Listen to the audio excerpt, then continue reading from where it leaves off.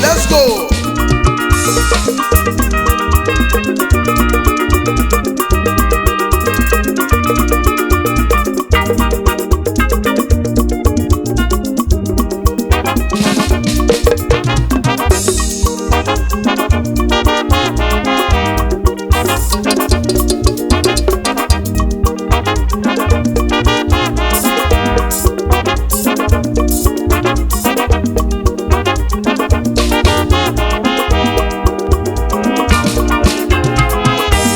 Agụ dị mma n'ikolobianụ, ego kweli ikolobianụ, ịkpata ego na nkanụ, ikilibe ego ekilibenụ, mana ịkpata ego na ikolobianụ, ilibe ego yi, ile-enwe amụlinụ, ijebe klọb dị mmanụ, ịgbaba Ferrari nụ, ịgbaba Gigadị, ịgbaba Formatic nụ, ịgbaba Lexus 350 nụ, ịkwụba ọgọdọ chekela chekenụ. Figo 8 niile nọ n'elu ụwa donu n'ọkwa anyị nwe ya, anyị a ga-atụ ụwa n'ọnụnụ. Ọ bụrụ ụmụazị dị mmanụ fa batala egonu wee na-eme ụwa fanụ, onye ada na-ebulu ịgba wee jebezie ndị egbe eji agba ego n'ọfa ganyị na-ekwunu. Ego fa bụ osimiri ada abatanụ, ego fe nwere ọgwụgwụ nwekwube maka fanụ. Ụmụazị chi gozila gozi na baso na galisi, ndị eji egbe agba ego, ndị eji egbe agba ego, ndị eji egbe agba ego, ndị eji egbe agba ego, fa ji egbe agba ego, ndị eji egbe agba ego, ndị money making machine Triple M n'ọfa ganyị na-ekwunu. Money making machine ekwe ka faji agba ego, ndị eji egbe agba ego, na faji egbe agba ego, ndị eji egbe agba ego, ndị eji egbe agba ego, ndị eji egbe agba ego. Yes, sir.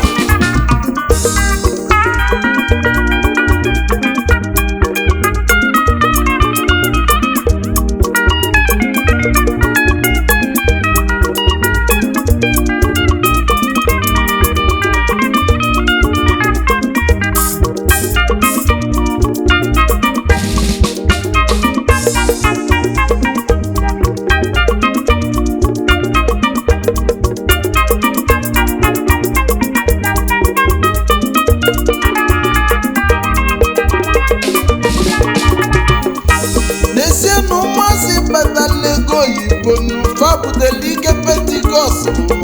ike ọfụlụ gaba bụ nnata nụ. Kedizi ndị nnekwunu? Chief Ifeanyị Chukwu Esiaka, anyị ego 1 n'ihi ala, ọ pụta ifeadị n'ihi ala.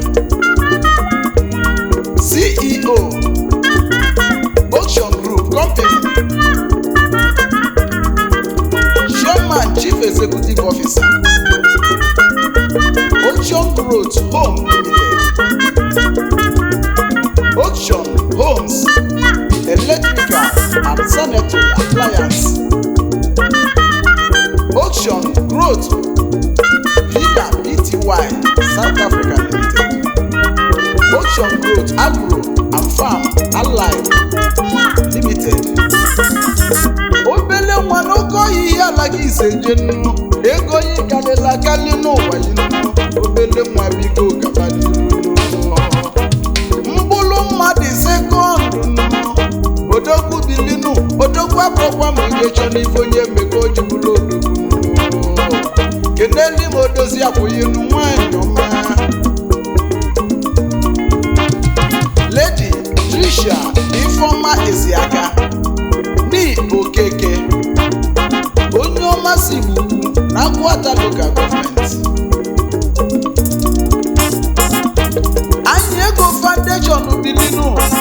kenezieli m ezigbo nna ya inu Ezinna Nnedi Uso late Chief Boniface Isiaka Obi Udo 1 n'Okeọfịa Ihiala ka Chukwunna nabata mkpụrụ obi ndokwa na Ezinne Evelyn Isiaka ni Okonkwo Ezinne Bulife nwanyị ọma keneli madayi nwanyị Diamond nwanyị ọma mụ na Chimuso nwanyị ọma obele nwanyị kenezieli mezigbo oyi gị nụ maka na oyi na oyi dịba mmanụ ndị ntisa ga-abịa ndị asịlị ga-agwụ n'ụwa Lesienu High Chief Chima Chikezie Ikeọha 1 na Mbano Young Money CEO Managing Director Regis Gate Hotel n'Owerri CEO Love Luxury Home Limited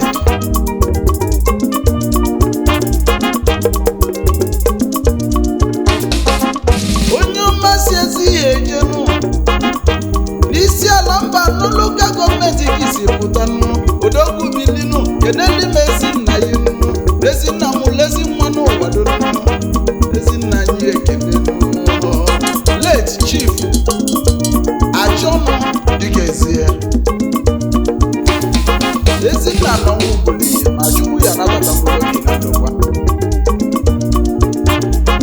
keneli m Ezinna ya inu Lọlọ Scholastica Chikezie Ezinne mụrụ ya nwanyị ka nje kene nwunye ya inu nwanyị mali mmanụ onye ga nnekwunu Mrs. Chinenye Sylvia Chikezie ezi nwunye Young Money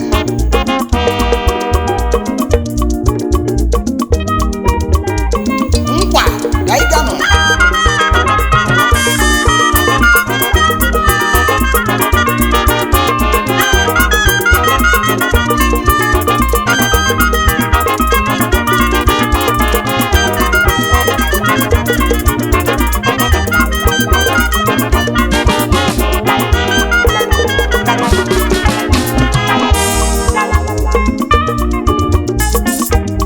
Lesienu Dr. Chief Sir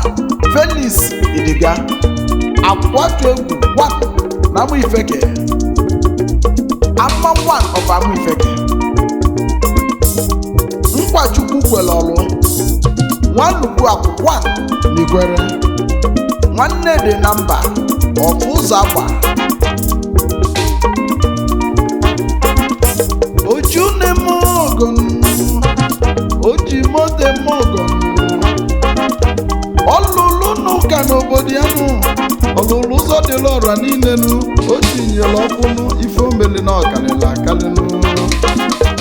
omere orofu Igbola dị bilinu Babalanu of Adekunle na Lagos bilinu odogwu gaba n'irunu gara nkwụwa Matasan Ariwa na Nigeria Chairman Chief Executive JFAC Motors Limited CEO JFAC Private Jet Shatera CEO JFAC Maritime Chairman Gogan International Limited nke na-edozi akwụyinu Lọlọ Chinyere Idiga obi dị ya nwanyị ọma Elemma of Igbola nwanyị ọma Osodi Akpata nwoke ọbụla na-aga n'iru ozi nwanyị kwa n'azụ JFAC n'Igbodo JFAC wine n'Inu Chifu Chididiga Akwatu Egwu odogwu onye Amụifeke n'ọrụ Chifu Chinedu mmadụ Igwe bilinu oke osisi 1 n'Ukwulu na Dunukọfịa Local Government na Anambra State alụsị ego ndị Igbo na Malaysia CEO Marco Wood Nigeria Limited, Edumaco Resort Service Nigeria Limited, Kenaziali Modozi Akwụyịnụ, Chinenye Blessing Nwadigwe, Ugosi Mbabia N'Ukwulu, Kenaziali Mezinnayi, Chief Dr. Nwadigwe Nweke, Akulu no one N'Ukwulu, Ese Dibia of Igbo Land. Ezi nwa Nwadigwe Odogwunu, Chinedu ababalị ya na-edu inu, oke osisi kwuru odogwu, oke osisi gaba n'iru, obele nwa abalị ego oyibo onye ọma ego ikalịla akalị, iso na-ekwe eji agba ego, obele nwa bili na anyị ikeneli. Na mụrụ na Nkanu ka anyị na-ejenu, ka ndị ekenezi oyibo Chief Ikemefuna Nwodo, onye ọmasị ụmụ Igbo na Amụrị na Nkanu Local Government Enugu State, obele nwa na-ebe agụ mbụ, obele nwa niile ebe Chairman Chief Executive Officer Nikem Construction Company na Lagos, ọlụlụ ụzọ dị n'ọra niile na Meridonu, obele nwa bilinu. Onwere mining company, ife onwere kalịla akali, iji gbagbo ego, obele nwa n'isoro ebilinu, ọbụlisi zuru ọrụ ọnụ, onye ọma bilinu. Chief Onyeka Nwachukwu Ogbueda na bilinu, Mayor ndị Igbo na South Africa nụ, alụsị ego oju na-eme ọgọnụ, oji moto eme ọgọnụ, South Africa ka ibi ebinu, ezi nwa Ogbueda na bilinu wadonu. Akins International Limited, obele nwa abalị ego oyibo, ijikwa egbe agba ego, otigbu ịnyịnya na South Africa, otigbu ịnyịnya na Nkanu, Akins Oil and Gas, Akins Gas, onwere gas assembly na South Africa, ego yikalịla akalịnụ na mmadụ bịa mana ndị ọlụlụ na-erikenu, ndị ọlụlụ nọ n'ụka, ndị ọlụlụ na-agụlụnụ, obele nwa bilinu, ego yikalịla akalịnụ. Akins International Limited, obele nwa n'isoro ebilinu. Ilu na South Africa, akpụba bụrụ ya n'onye ilo sogbu n'ụwa donu, anaghị isi gwabali ka junu. Chief Onyeka Nwachukwu ezi nwa Ogbueda na Odogwu, Mayor ndị Igbo n'isokwa bili na South Africa ka ibi ebinu, ego yikalịla akali, onye ọma biko bili, iji egwu agba ego, onye Amụrị na Nkanu, ezigbo oyibo gaba n'iru n'oyime. N'echi aka anyị na-ejenu, ka ndị ekenezi oyibo High Chief Obinna Nwokike, Mmili Malugo 1 n'Obibi Ọchasị, Obi Nwanne 1 Asia, the Mayor of Great Best Friends International Club, Nkenke nyejuru igwe nye ọsọ nwa onye Obibi Ọchasị, ezi oyibo alụsị ego n'ịdị mmanụ, ndị onye n'ọnụ na China n'afọ akalịla akalịnụ, ndị obunyelu moto eriga, ndị ọlụlụ na akaligo, Chijioke Bube maka ya nụ, nkenke gị ijulu igwe nye ọsọ Mayor n'onume ekene alụsị ego ije gbagba ego. Honorable Kingsley Monday Nweke, eze dị n'obi wanụ na Amụrị ka isi ejenu, Authentic Mayor National Chairman, Authentic Brothers Club of Nigeria, obele nwa n'iso. CEO Authentic Boutique Ultimate Mayor na Dubai, obele nwa gaba. Honorable Engineer Stanley Madabuchi, ezi nwa Igwe Chibilinu, Ekike 1 na Nkanu, Hard Currency, egbe a na-agba anyanwụ Enugu State, CEO Babachio Nolly TV, Emeritus Chairman and Founder Connected International of Family, Captain obele nwa gabaniru ezi nwa igwe chidili na ekike na nkanụ obele nwa bala ego oyibo na anya ike Chifu Ifeanyi ji ugwu akwụkwọ anyị ego onye si Owerri dị sobili dike nata ọbụnụ ọdị ndị ilo njọnụ anyị ego nnezi Owerri Magic Man onye mmemme Brazil dị iji kwagbo ego obele nwa dị sobili dike nata ọbụnụ ọdị ndị ilo njọnụ onye si Owerri bịa ide mmiri ike ga-eje n'obele nwa na-ebi n'ọsọnụ inwere egbe eji agba ego Chifu Nnamdi Nwelekwachi Ogbuefi nwa Welugo n'ihe abụrụ n'ụbụrụ ihe ji ọfọnụ odogwu sebenu ezi Nwelekwachi Ogabaniru CEO Akụ One Day Service Pty Limited onye ụbụrụ ihe ji ọfọ obele nwa n'izu iji egbe agba ego yikalịla akali South Africa kibi ebi na obele nwa n'ịdị mmanụ ezi oyi m nọzi bụrụ ugbo n'ezie nna ezigbo oyi m Chief H.U. Chukwuma mmachi melezenu n'ihe ala ka ise jenu mmachi na walụ ụzọ na Grand Region France na Luxembourg na Europe ka ibi ebi Chairman Ugo Light International Limited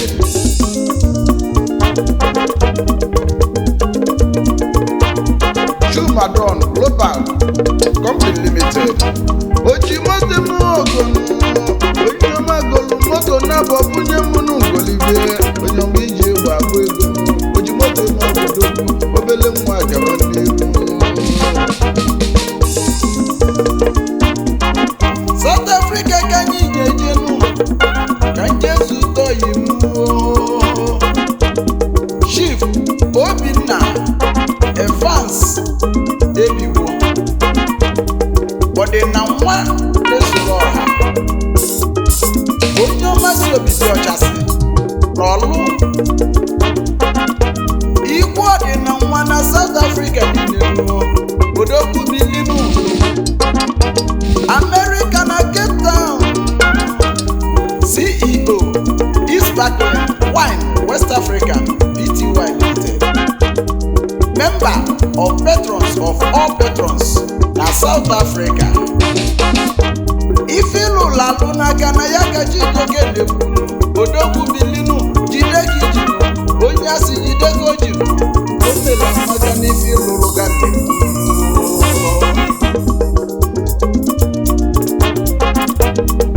ọlụlụ nọ n'obibi ọchasịnụ bagalila galinu ndị na-enwere tụọrafa ọdịna ngwa na-enye n'ife aka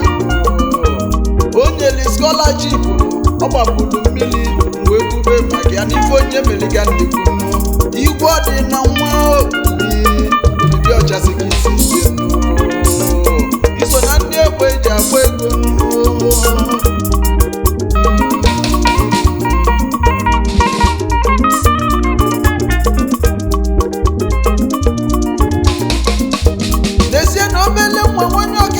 Ogidinu nna ochie bili ọ dị na nwa bata ego oyibonu egbe eji agba ego nwa n'ọfọ ka iji achala ogidi kedu onye nnekwu maka ihe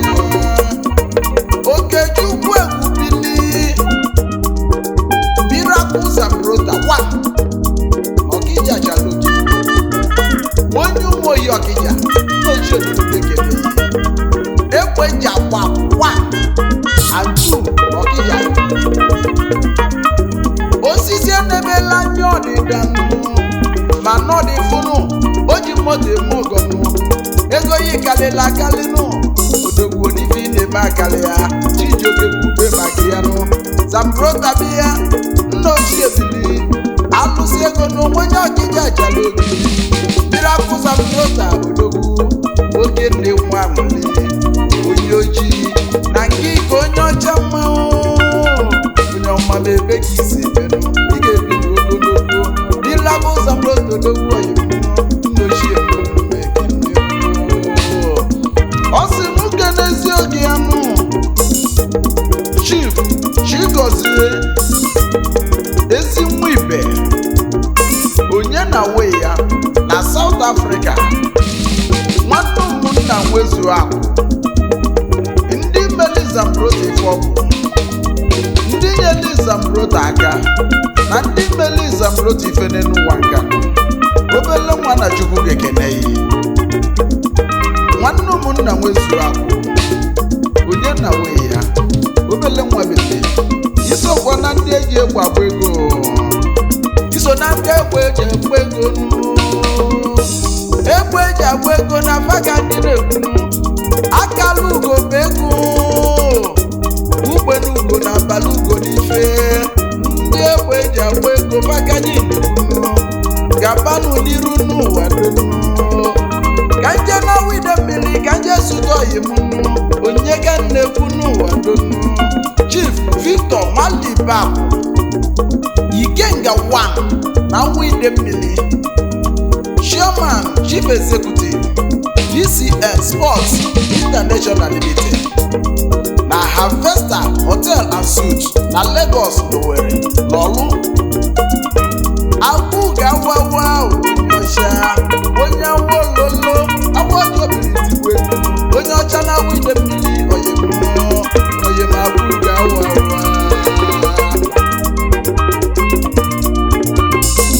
keneli mesi oyi gị mụ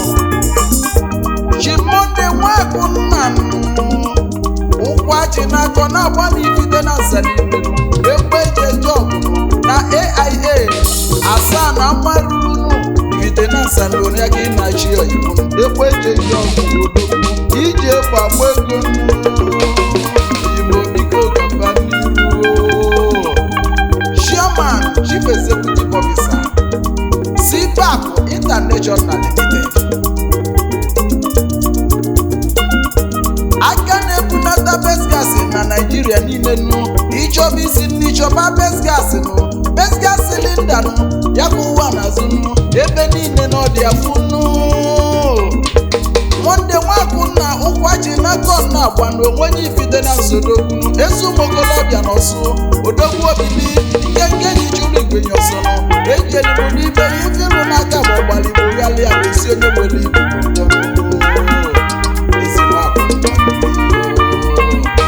ndị egbe eji agba ego unu ji egbe agba ego ego na-enwere ọgwụgwụ Chifu George Mweze ọpụta ife adị onwe ihe ala alụsị ego ihe ala gị sitere oyim ọpụta ife adị ọpụta ụmụ ogbolobịa ego jidere ọpụta ndị obodo enwebe ahụrụ ọpụta ife adị aka tiwala ọchịchị n'iso ụba ekwemụ n'ihe ala gị sitere onye ọcha bịa n'ụwa n'ojudu nwoke na-enwe ọmụmụ iwere egbe eji agba ego Chitanle Chukwu dị ezigbo otabụ ezi udo bụrụ isodiri onye kwesị ka enyi na obele nwa na gogo gị jazakịbachi oju na-eme ọgọnọ ojiji na-eme ọgọnọ akwamaka televishọn ije gbagbo ego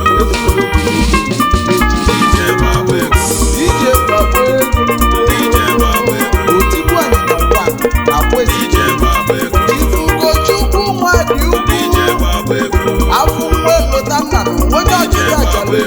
nna ochie ebili fieme ogo onye ọchịchị achala obibi nna ochie ebili onye ọha lekwu ezigbo dị melodi nwanyị ọma nụ melodi nwa dị ukwu nwunye afụ nwa elota nna bili onye ọchịchị achala obibi ka nje nnabi jenu ka nje jelesi oyibo onye ka nnekwu n'ụwa Chief Christopher Udokwu mee ka ọ dị mma ụwa na ọbụ ife gị isejelu Managing Director OCU Investment West Africa Limited Soludo n'Abidjan Okudo n'Umezemu ife ka nje lotezi nwunye ibu mana ọnwụ nnalị mmadụ